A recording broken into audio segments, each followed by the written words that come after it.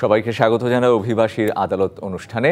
অভিবাসীর এই আদালত অনুষ্ঠানে প্রতি মাসের চতুর্থ শনিবার আমরা থাকি অভিবাসন প্রত্যাশী মানুষকে সচেতন করতে, এবং আমাদের এই আয়োজন বিরতিহীন আলোচনায় আমাদের সাথে থাকেন অভিবাসন ইস্যুতে সমস্যাগ্রস্ত নাগরিক, থাকেন তাদের সমাধান দিতে বিশেষজ্ঞরাও। আপনাদের সাথে আছে আমি রঞ্জন শুভ্র। মধ্যপ্রাচ্যে কাজের স্বপ্ন নিয়ে যাওয়া হাজারো বাংলাদেশি শ্রমিক চুক্তির কাজে যোগ দিতে পারছে না। কেউ পাচ্ছে কম মজুরির কাজ, কেউ আবার কোনো কাজই না পেয়ে দেশে ফেরত আসতে বাধ্য হচ্ছে। রিক্রুটিং এজেন্সির প্রতিশ্রুতি আর বাস্তবতার মধ্যে থেকে যাচ্ছে বড় ফারাক। দেশে ফেরার পরও অধিকাংশ শ্রমিক ক্ষতিপূরণ পাচ্ছেন না। প্রশ্ন উঠছে, কাদের গাফিলতিতে এমন পরিস্থিতি বারবার ঘটছে? আলোচনা করব সব মিলেই। আমাদের সঙ্গে আছেন প্রবাসী কল্যাণ ও বৈদেশিক কর্মসংস্থান মন্ত্রণালয়ের সাবেক যুগ্ম সচিব কাজী আবুল কালাম, এবং আরও আছেন অভিবাসন বিশেষজ্ঞ ডক্টর মোহাম্মদ নুরুল ইসলাম। আমাদের সাথে স্টুডিওতে যুক্ত আছেন তিনজন ভুক্তভোগীও। সৌদি আরব ফেরত ভুক্তভোগী মোহাম্মদ বিল্লাল হোসেন, আছেন কাতার ফেরত ভুক্তভোগী মোহাম্মদ আনোয়ার হোসেন, এবং আছেন সৌদি আরব যেতে না পারা ভুক্তভোগী আবুল কালাম চৌধুরী। দর্শক, সুযোগ রয়েছে ভুক্তভোগীদের সমস্যা বা প্রশ্ন শুনে বিশেষজ্ঞদের পরামর্শ জানারও। সরাসরি টেলিফোন করতে পারেন এবং দর্শক অংশ নিতে পারেন অনুষ্ঠানে। 09666777-311 অথবা 022222292381 এই নম্বরগুলোতে ফোন করতে পারেন। এছাড়া অভিবাসন সংক্রান্ত যে কোনো তথ্য জানতে ডায়াল করতে পারেন 333 এই নম্বরে। আমি যাব আপনাদের দুজনের কাছেই। তার আগে আমি একটু যদি আমাদের ভুক্তভোগী যারা রয়েছেন তাদের কাছ থেকে যদি একটু শুনে নিতে চাই। আমার কাছে শুরুতেই রয়েছেন মোহাম্মদ বিল্লাল হোসেন। আপনার কি সমস্যা একটু শুনবো। আসসালামু আলাইকুম, আমি কুমিল্লা দেবিদ্দার আমার বাসা। স্যার, আমি ভুক্তভোগী। আমি অল্প কিছুদিন হয় সৌদি আরব গিয়েছিলাম। আমি মানসিক নির্যাতনের কারণে আমি আবার ফেরত আসতে হচ্ছে। এখন আমার বিচার এমনকি টাকা পাওয়ার জন্য তার কাছে ফোন দিলে অনেক রকম। কার মাধ্যমে গিয়েছিলেন? আবুল কালাম, আমাদের গ্রামেরই একজন মানে সাব এজেন্ট, তার মাধ্যমে গিয়েছিলাম। এখন আমি বারবার যোগাযোগ চেষ্টা করলে আমাকে নানান রকম হুমকি দিতেছে। সেখানে গিয়ে কি সমস্যায় পড়েছিলেন? সেখানে যাওয়ার পরে আমাকে একটা রুমে বন্ধ করে রাখছে। কোনো কাজ দেয়নি? যে কাজ দেয় নাই। লাস্ট পর্যন্ত আমি অসুস্থ হয়ে যাওয়ার পরে এর কাছে জান ভিক্ষা চাইছি। আমি মানসিক নির্যাতন আমার করার পরে আমি এর কাছে জান ভিক্ষা চাইছি, জীবন ভিক্ষা চাইয়া।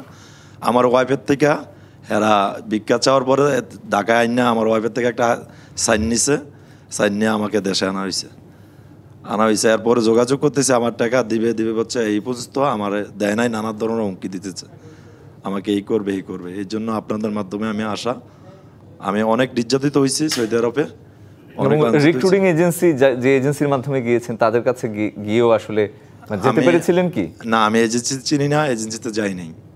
গ্রামে যে সাব এজেন্ট ছিল তার মাধ্যমে গিয়েছি। টাকা পয়সাও তাকে দিয়েছি, তার ব্যাংকের মাধ্যমে দিয়েছি। সম্পূর্ণ টাকা আমি এনজিও থেকে তুলে তার ব্যাংকের মাধ্যমে দিয়েছি। এখন আমি প্রতিদিন এই এনজিওর কিস্তি চালাইতে গিয়ে আমি খুব সমস্যা হচ্ছে। আমার 3টা সন্তান নিয়ে, আমার ফ্যামিলি নিয়ে বাচ্চাটা আমার অসম্ভব হয়ে যাচ্ছে। আমি প্রতিদিন তো কিস্তির যন্ত্রণা এদিকে ওইদিকে পলায় থাকি। সে আমাকে ফোন দিলে নানান রকম হুমকি দেয়, আমাকে এই করবে সেই করবে। কিন্তু আমি সুস্থ বিচার আপনাদের কাছে কামনা করছি। আমি জি বুঝতে পেরেছি। আমি আনোয়ার হোসেনের কাছ থেকে একটু শুনতে চাই। আসসালামু আলাইকুম, আমি নরসিংদী শিবপুর থেকে আসছিলাম। আমি কাতার প্রবাসী। 8 মাস কাতারে ছিলাম। ওর মধ্যে 3 মাস আমার সাব এজেন্ট কিছু খরচ দিছে, খাবার খরচ। কিন্তু পরবর্তী 2-3 জায়গায় কাজ দিছে, কিন্তু কাজের কোনো কি কাজের কথা বলে আপনাকে নিয়ে গিয়েছিল? বলছে শপিং মল, হসপিটাল, আবাসিক হোটেল, এই ধরনের কাজ। যাওয়ার পর কি কাজ পেলেন? যাওয়ার পর কনস্ট্রাকশন। সেটিও 3 দিনের বেশি করতে পারেন? 3 দিনের বেশি না। ওদের কন্ট্রাক্ট দলাল বাই দলাল টু দলাল, বেচা কিনা করে পাচারের মতো। মানে কোনো খাবারও মিলে নাই, কিছু নাই। বাইরে 50 ডিগ্রি সেলসিয়াসের মতো তাপমাত্রা। এই অবস্থায় লাস্টে টিকতে না পেরে বাসা থেকে টাকা নিয়ে দেশে চলে আসছি এবং অসুস্থ অবস্থা। আপনিও আসলে সাব এজেন্টের মাধ্যমে গিয়েছেন? সাব এজেন্টে। জি বুঝতে পেরেছি। আমি যদি শুরুটা করতে চাই কাজী আবুল কালাম আপনাকে দিয়ে, মানে ক্ষতিপূরণ আদায় কি সম্ভব কিনা আমি সেই প্রশ্নে মানে পরে আসবো। তার আগে মানে জানতে চাই আসলে এই সমস্যার মানে বারবারই কেন আসলে এই সমস্যাগুলো আমরা দেখছি? সাব এজেন্টের কথা, দালালের কথা, ধন্যবাদ। আসলে এই জনাব বিল্লাল হোসেন এবং আনোয়ার হোসেন দুজনের যে ঘটনাটা আমরা জানতে পারলাম, শুনলাম, এটি খুব দুঃখজনক। তো এখানে আমি যেটি মানে বলতে চাই সেটি হলো ওই দুটো ক্ষেত্রেই দেখা যাচ্ছে যে ওনারা সাব এজেন্ট বা আত্মীয় স্বজন কারো মাধ্যমে গিয়েছেন। তো এখন যে বিষয়টি হয়েছে সেটি হলো, প্রথমত আমি যদি বলি যে ওনারা যাবার আগে নিশ্চয়ই একটি 3 দিনের প্রি ব্রিফিং সেশন হয়েছিল। হ্যাঁ, সেটি কি করেছিলেন আপনারা দুজনেই? হ্যাঁ, তো সেই সময় আপনাদেরকে অনেক কিছুই পরামর্শ দেওয়া হয়েছিল। আপনারা আমার অনুমান যে খুব একটা মনোযোগ দিয়ে শোনেননি। সেই সময় অনেক কিছুই বলা হয়েছিল, বিশেষ করে আমি এই দুটো ক্ষেত্রেই বলবো যে আপনাদের বিপদে পড়লে কি করতে হবে সেই বিষয়টি বলা হয়েছিল। অর্থাৎ দূতাবাসের টেলিফোন নাম্বার দেওয়া হয়েছিল এবং আপনার এজেন্সির টেলিফোন নাম্বার ইত্যাদি ইত্যাদি তথ্যগুলো ছিল এবং কি করতে হবে সেই কথাগুলো। প্রথম যদি আমি বলি যে আপনি একটি কনস্ট্রাকশন কোম্পানিতে কাজ করার কথা ছিল, পাননি, কিন্তু প্রথমেই যে বিল্লাল হোসেন, হ্যাঁ, ওনার ওইখানে গিয়ে একটি আকামা হওয়ার কথা ছিল। অর্থাৎ নিয়োগকর্তা ওনাকে নিয়োগের জন্য একটি আকামা বলতে আর কি কাজের অনুমতি এবং ওই দেশে থাকার অনুমতিপত্র, ওটি থাকলে পরে উনি ফ্রিলি মুভ করবেন বা কাজে যাবেন। এই বিষয়টি উনি হয়তো পাননি, যে কোনো কারণেই হোক।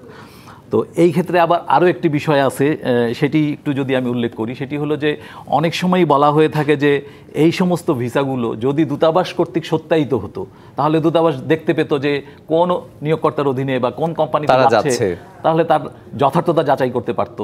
কিন্তু দুঃখজনক হলেও যে এই বিষয়টি খুব একটা মানে ওনারা যাওয়ার জন্য খুব ব্যস্ত হয়ে যান। এই যথার্থতা যাচাইয়ের জন্য যে সময়ক্ষেপণ, এইটি করতে খুব একটা এবং আমি এই মানে এই ঘটনাগুলো থেকে আমরা যেটি বুঝতে পারছি, আমি যেটি বুঝতে পারছি যে যেই সংশ্লিষ্ট দেশগুলোতে যায় তারা সেখানেও নিশ্চয়ই একটি চক্র কাজ করে, কারণ সেখানে গেলে আটকে রাখা, নির্যাতন, টাকা আদায়, এবং দুটো ক্ষেত্রেই কিন্তু আমরা দেখতে পাচ্ছি আত্মীয় স্বজন বা বন্ধু বান্ধব, হ্যাঁ, ফলে ওনাদের পরিচিত লোকজনই কিন্তু ওনাদেরকে এক্সপ্লয়েট করেছে। তো সেক্ষেত্রে আরেকটি যেটি বিষয় এখন প্রাসঙ্গিক সেটি হলো যে সাব এজেন্টদেরকে নিয়ন্ত্রণে আনার জন্য একটি বিধি সম্প্রতি জারি হয়েছে। তো এটি যে কোনো কারণেই হোক কার্যকর এখনও হয়নি। যদি হতো তাহলে আরও জবাবদিহিতার মধ্যে আনা যেত। অর্থাৎ যে রিক্রুটিং এজেন্সির সঙ্গে সাব এজেন্টের একটি যোগাযোগ থাকে, অর্থাৎ রিক্রুটিং এজেন্সি বলে দিবে যে আমি এই সাব এজেন্টের মাধ্যমে কর্মী নিয়োগ দেব, এর বাইরে আমি আসলে নিয়োগ দেব, তখন ওই রিক্রুটিং এজেন্সিরও একটু দায় থাকতো। এখন যে কোনো কারণেই হোক এটি করতে হয়তো একটু দীর্ঘ সময় লাগছে, কিন্তু আমার মনে হয় এগুলি যখন হয়ে যাবে তখন এই যে আত্মীয় স্বজনের মাধ্যমে হয়তো বা এইভাবে প্রতারিত হওয়ার সুযোগ একটু কম থাকবে, সেটা একটা জবাবদিহিতার মধ্যে আসবে এবং সেটার ব্যাপক প্রচারণা নিশ্চয়ই লাগবে। ডক্টর নুরুল ইসলাম, আমি আপনার কাছে দুটো প্রশ্ন রাখবো। প্রথম প্রশ্ন থাকবে যে এই দুজনের পক্ষে কি মানে বাস্তবিক অর্থে ক্ষতিপূরণ পাওয়া সম্ভব কিনা, এবং আরেকটা বিষয় যেটি হচ্ছে আনোয়ার হোসেনের ক্ষেত্রে আমি যেটি জানি যে বিএমইটি কার্ড করে তিনি বিদেশে গিয়েছিলেন, কিন্তু সেই কার্ডে কোনো এজেন্সির নামও ছিল না। এটি আসলে মানে কেন এটি সম্ভব হলো? ধন্যবাদ আপনাকে।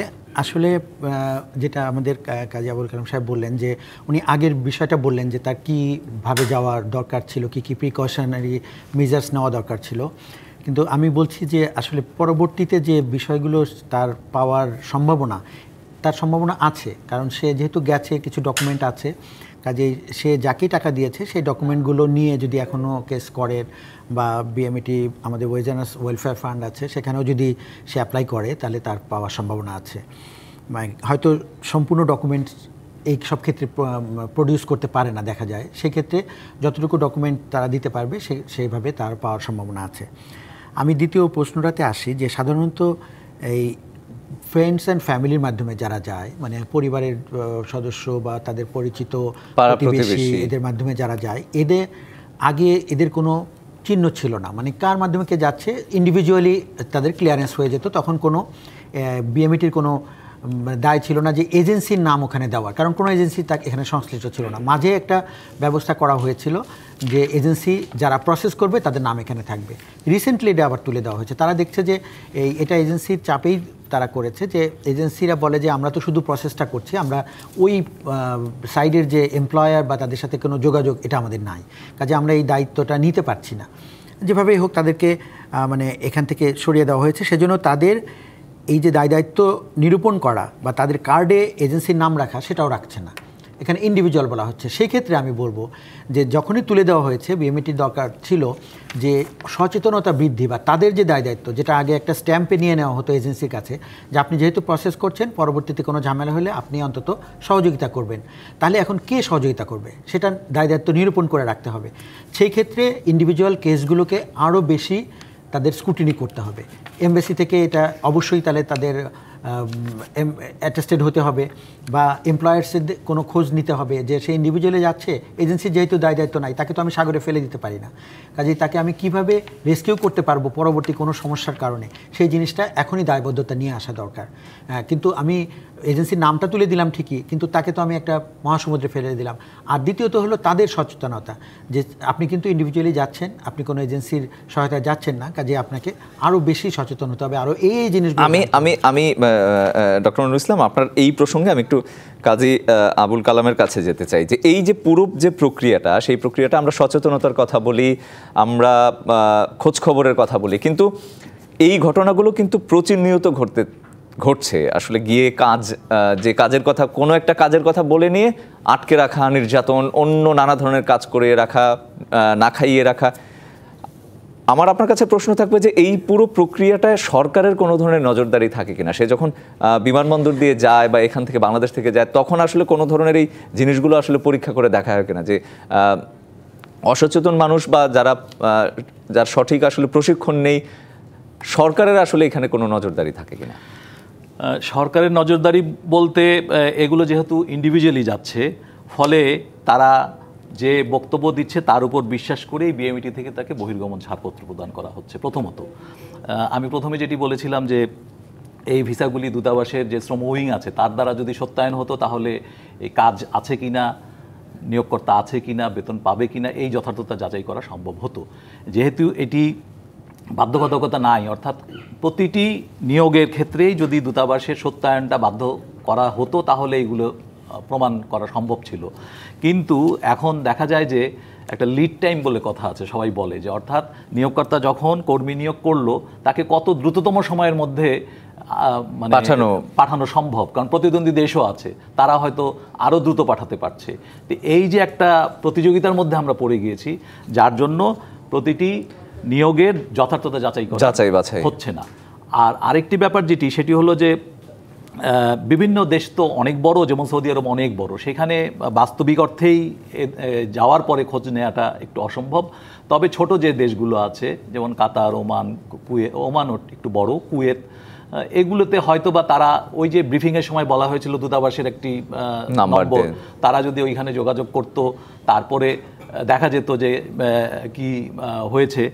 আর আমি আগেই বললাম যে এই যথার্থতা যাচাইয়ের ক্ষেত্রে আমি ইন্ডিভিজুয়াল যারা যাচ্ছে তাদেরকেও একটা পরামর্শ দিব। আজকাল প্রত্যেকেরই আত্মীয় স্বজন, বন্ধুবান্ধব, মানে যার মাধ্যমে যাচ্ছে সে না, অন্য যারা আছে তাদের মাধ্যমে কিন্তু খোঁজ খবর নিতে পারতো যে আমি যে এই ভিসায় যাচ্ছি এটা সঠিক, এই বেতন পাওয়া যাবে কিনা, সঠিক কিনা, তাহলে কিছুটা হয়তো খবর নিতে পারতো।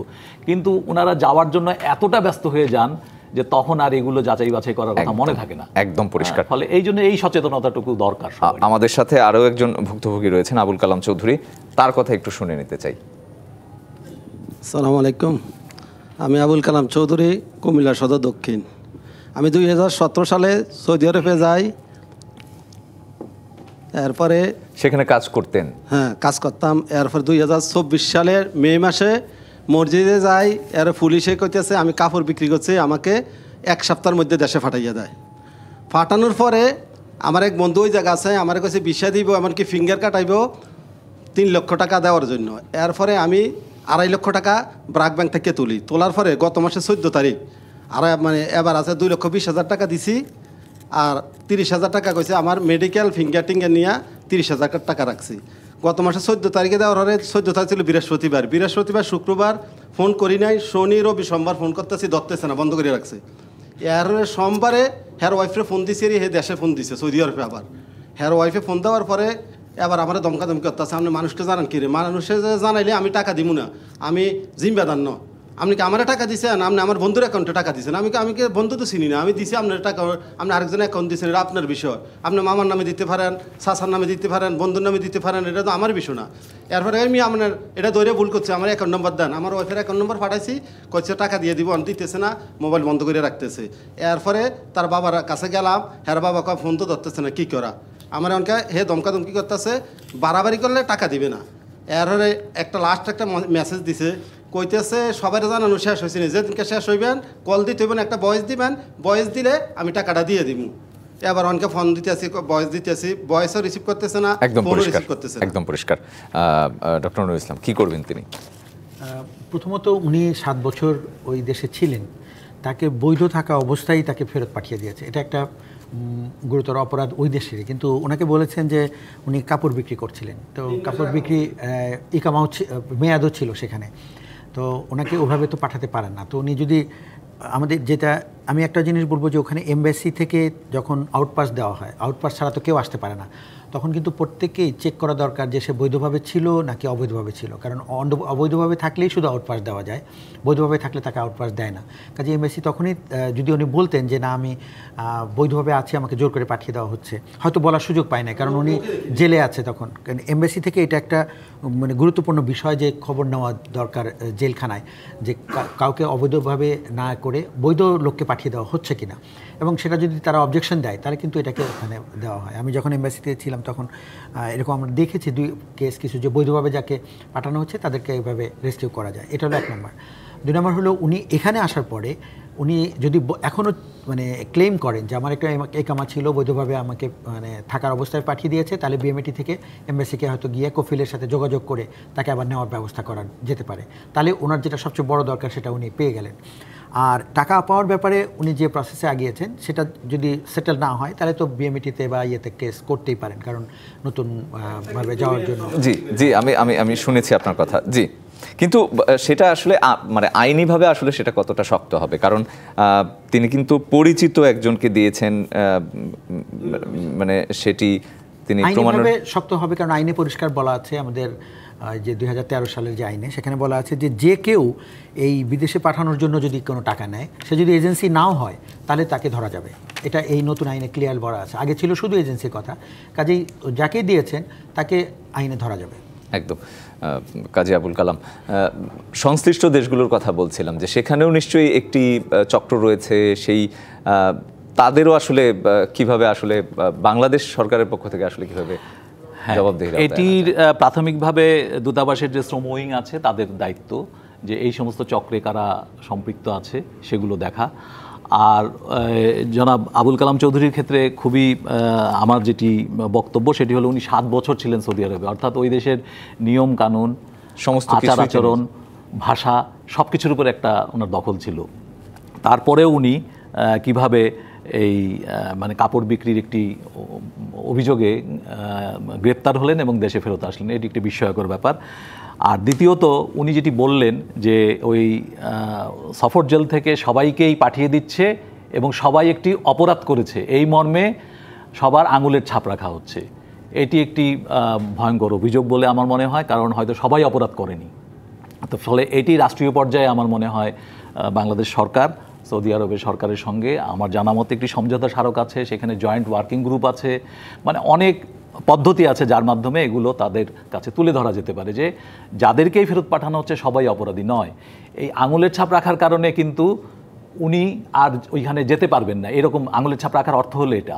তো এখন উনি এই যে দ্বিতীয়বার যে যাবার চেষ্টা করছেন এটিতে উনি সফলকাম হতেন না, কারণ যখনই উনি ওই এয়ারপোর্টে পৌঁছাবেন তখন আঙুলের ছাপ নেওয়া হবে এবং ওই যে ফেরত আসার জন্য যে আঙুলের ছাপ ওটা ম্যাচ করলে ওনাকে এয়ারপোর্ট থেকেই ফেরত পাঠানো হবে। তো এখন উনি ওই যে যার সঙ্গে দ্বিতীয়বার চুক্তি করেছিলেন সেটি ওনার ভুল ছিল আমি মনে করি, কারণ ওই আঙুলের ছাপ যখনও না হবে, মানে ওদের ডাটাবেস থেকে না যাবে ততদিন পর্যন্ত সে ওই দেশে আর যেতে পারবে না। এটি হলো যেটা তিনি জানতেন না বা আমি জানি না কি বিষয় ছিল। তো ফলে ওনার যে ওই যাকে উনি টাকা লেনদেন করেছেন উনি বলেছেন যে উনি এটা কাটিয়ে দিবেন। তো এটি তো একজন ইন্ডিভিজুয়ালের পক্ষে সম্ভব না সৌদি সরকারের ওই ডাটাবেস থেকে নামটা মানে কাটিয়ে দেওয়া। ফলে এই বিষয়ে আসলে অনেকেরই সচেতন হতে হবে, যাদেরই আঙুলের ছাপ নিয়ে দেশে ফেরত পাঠানো হচ্ছে তারা পুনরায় ওই দেশে যেতে পারবেন না। এই বিষয়ে যদি সতর্ক থাকে তাহলে আর এইরকম লেনদেনের মধ্যে কেউই আর যাবেন না। এটি একটি ভালো মেসেজ এবং এটা সবাইকে জানতে হবে। ডক্টর নুরুল ইসলাম, মধ্যপ্রাচ্যের যেই দেশগুলোতে আমাদের শ্রমিকরা যায় সেগুলোতে আমরা বেশিরভাগ আসলে এরকম প্রতারণার ঘটনা, নির্যাতনের ঘটনা আমরা বেশি শুনি। এগুলো আসলে কমিয়ে আনা যায় কিনা, মানে বা সামনের দিনে সম্ভাবনা কতটা দেখছেন? সম্ভাবনা আমি খুবই আশাবাদী যে আমাদের যেহেতু এমবাসি রয়েছে মিডল ইস্টের প্রত্যেকটা কান্ট্রিতেই রয়েছে এবং একাধিক রয়েছে, এবং সেখানে চুক্তি রয়েছে আমাদের মিডল ইস্টের প্রায় সবগুলো কান্ট্রির সাথে আমাদের বাইলেটারাল এগ্রিমেন্ট অথবা এমওইউ, যেটা সমঝোতা স্মারক বলি। আর আমাদের ওয়ার্কিং কমিটি রয়েছে, টেকনিক্যাল কমিটি, তারা রেগুলার বসেও না। এটা 6 মাস পর পর বসার কথা, কিন্তু দেখা যায় 4-5 বছর পার হয়ে গেছে, বসেও না। এটা রেগুলার বসা দরকার। বসলে এই ইস্যুগুলো চলে আসবে। আমরা যে ইস্যুগুলো তুলে ধরছি এই গণমাধ্যমে, সেই জিনিসগুলোই তো আসলে বাস্তবতা। এই বাস্তবতাটা যদি তাদের কানে যায়, তারা যদি এটা রেগুলার বসে এবং ওই কর্তৃপক্ষ যারা সৌদি কর্তৃপক্ষ, সেগুলো নিয়ে যদি নেগোসিয়েশন, আলোচনা হয়, এবং অনেক ক্ষেত্রে তারাও এটা কিন্তু মানে সমাধান করার পক্ষে তারা একমত, কিন্তু তারা এই ইস্যুগুলোই তারা হয়তো টেবিলে তোলা হয় না, এরকম ধরনের হয় অনেক সময়। এবং রেগুলার 6 মাস পর পর বসলে এগুলো তোলা কোনো সমস্যাই না, তুলে এগুলোকে ইজিলি একটা সমাধানের মধ্যে নিয়ে আসা যায়। এবং তাহলে দেখা যাবে যে আমাদের মধ্যে ওনারাও সচেতন হবেন যে যে জিনিসগুলো আমাদের ভুল হয়েছে আমরা যেন ভবিষ্যতে না করি। পাশাপাশি আমাদের সরকারের পক্ষ থেকে যে উদ্যোগগুলো নেওয়া দরকার, এমবাসির পক্ষ থেকে যে উদ্যোগগুলো নেওয়া দরকার, সে ব্যাপারে তারা ওইটা নিতে পারবে। নিয়ে তারা এই ধরনের যে প্রতারণার শিকার হচ্ছে এগুলোকে একদম 0 টলারেন্সে নিয়ে আসতে পারবে। এই প্রসঙ্গে আমি আরেকটু বলবো, সেটি হলো যে কর্মী গ্রহণকারী দেশেরও একটা দায়িত্ব আছে। প্রথমত যে নিয়োগ, এই যে ভিসা বলি বা যে নিয়োগপত্র যেটি বলি ইস্যু হয় ওদের দেশের শ্রম কোনো একটা শাখা থেকে, তো কোনো কাজ নেই এরকম একটি পত্র ইস্যু হয় কি করে, সেটিও একটি প্রশ্ন। ফলে গ্রহণকারী দেশের একটা দায়িত্ব আছে না, মানে এই লোকগুলো গিয়ে কেন নিয়োগকর্তা খুঁজে পাবে না, কেন কোম্পানি খুঁজে পাবে না, কেন কাজ পাবে না, এই প্রশ্নটি অবশ্যই সরকারকে তুলতে হবে। এবং ওই দেশের শ্রমইও এই বিষয়ে যথেষ্ট অ্যাক্টিভ হতে হবে, দেখতে হবে এই সমস্ত প্রতারণা কোন কোন কোম্পানি করছে, কোন কোন নিয়োগকর্তা করছে, সেগুলো একটা ডাটাবেস তৈরি করতে হবে। ভালো খারাপ নিয়োগকর্তার একটা ডাটাবেস যদি থাকে তখন তারা আগাম সতর্কতা দিতে পারে দেশকে। অর্থাৎ যারা যেই ভিসাগুলো ওই দূতাবাসে যাচাই হচ্ছে না, এই বিএমইটি থেকে সরাসরি বহির্গমন ছাড়পত্র দেওয়া হচ্ছে, তাদেরকে একটা ডাটাবেস পাঠাতে পারে যে এই নিয়োগকর্তারা খারাপ, এর বাইরে তোমরা দিবা না, ভালো আরও যাচাই করতে হবে, অথবা তাদেরকে রেফার করতে হবে। ওইগুলি নিয়োগের অনুমতি না দিয়েই ওদেরকে রেফার করতে হবে, ওরা তখন এগুলি আরও যাচাই বাছাই করবে বা ওই নিয়োগকর্তার সঙ্গে কথা বলবে। ফলে এই যে প্রতারণা হচ্ছে, এই ক্ষেত্রে আমরা দেখতে পাচ্ছি যে কর্মী গ্রহণকারী দেশের দায়িত্বটা খুব একটা নির্ধারিত হচ্ছে না। তো এই বিষয়টা আমার মনে হয় খুব দ্রুত একটা তুলে ধরতে হবে। এটার জন্য আমি একটু অ্যাড করতে চাই আপনার সাথে। আমি আরেকটা প্রশ্ন আগেই করে রাখলাম, যেটি হচ্ছে যে আমাদের সচেতনতার ঘাটতি তো বড় আকারে রয়েছে, সেটি কমানোর আসলে কোনো ব্যবস্থা নেওয়া হচ্ছে? কমানোর জন্য আমাদের ব্যাপক প্রচার করা দরকার। অ্যাওয়ারনেসের জন্য আমাদের আসলে বিএমইটি বা আমাদের মন্ত্রণালয়, যে প্রবাসী কল্যাণ মন্ত্রণালয়, এখানে কিন্তু সচেতনতা বৃদ্ধির জন্য তেমন কোনো প্রোগ্রাম নাই। আমরা শুধু ওই ডিপার্চার ট্রেনিং 3 দিনের করি, সেখানে মানে খুব বেশি অ্যাটেন্ড করে না অনেকেই, বা অনেকেই মানে বাইপাস করার চেষ্টা করে। এটা ব্যাপকভাবে দেশে প্রচার করা দরকার, তাহলে সচেতনতা এমনি বেড়ে যাবে। আরেকটা জিনিস আমি অ্যাড করতে চাচ্ছিলাম, যেটা কালাম সাহেব বললেন যে ওই এন্ডে ওদের যে দায়িত্ব সেটাকে বোঝানোর জন্য আমাদের রেগুলার মিটিং করা দরকার। আর কিছু ইন্টারন্যাশনাল ফোরাম আছে, রিজনাল ফোরাম আছে, আমরা বলি কনসালটেটিভ ফোরাম, সেখানে এই জিনিসগুলো তুললে হয় কি, যেখানে এমপ্লয়ার্স কান্ট্রিও থাকে আর ডেস্টিনেশন মানে আমাদের সেন্ডিং কান্ট্রিও থাকে। ডেস্টিনেশন সেন্ডিং দুজন বসলে সেখানে এই ইস্যুগুলো বেশি বেশি তোলা দরকার, যে অনেক চাকরি নাই কিন্তু তারা ভিসা ইস্যু করে বসে আছে। এইগুলো ইস্যুগুলো বারবার তুললে তখন তাদেরও একটা সচেতনতা বাড়বে আমার মনে হয়। একদম। আমরা একদম শেষ দিকে চলে এসেছি, কাজী আবুল কালাম কিছু যোগ করবেন কিনা? হ্যাঁ, এই আমার মনে হয় যে সরকারের যে নিয়মগুলো আছে, নীতিগুলো আছে, এগুলো অত্যন্ত ভালো, কিন্তু এটার প্রয়োগ হতে হবে। প্রয়োগ না হওয়ার কারণে যেটি হচ্ছে, এরকম প্রতারণার ঘটনা ঘটছে। যেমন আমি বললাম যে সাব এজেন্টদেরকে নিয়মের মধ্যে আওতায় আনার জন্য যে একটি বিধি হয়েছে, কিন্তু সেটি কার্যকর হচ্ছে না। এছাড়া রিক্রুটিং এজেন্সিরও একটি বিধি হয়েছে, অর্থাৎ তাদের ক্লাসিফিকেশন করা হবে, কারা ভালো কারা মন্দ, অ গ গ খ গ, এগুলো হলে পরে প্রয়োগ হলে অবশ্যই প্রতারণা কমবে। তখন তারা ভালো রিক্রুটিং এজেন্সির মাধ্যমে বিদেশে যাওয়ার চেষ্টা করবে। দুজনকে অসংখ্য ধন্যবাদ আজকে অভিবাসীর আদালতে সময় দেওয়ার জন্য। অভিবাসী কিংবা অভিবাসন প্রত্যাশী যে কাউকে সহায়তা করে থাকে রামরু, অভিবাসন সংক্রান্ত যে কোনো তথ্য ও সেবা পেতে অভিযোগ জানাতে রামরুর ঠিকানা অথবা 333 নম্বরে সরাসরি যোগাযোগ করতে পারেন। ঠিকানা 179 সাত্তার ভবন, শহীদ সৈয়দ নজরুল ইসলাম সরণি, বিজয়নগর, ঢাকা 1000। ইমেল করতে পারেন অভিযোগরামরো@gmail.com। এই ছিল আজকের মতো অভিবাসীর আদালতে। ভালো থাকুন, সুস্থ থাকুন সবাই।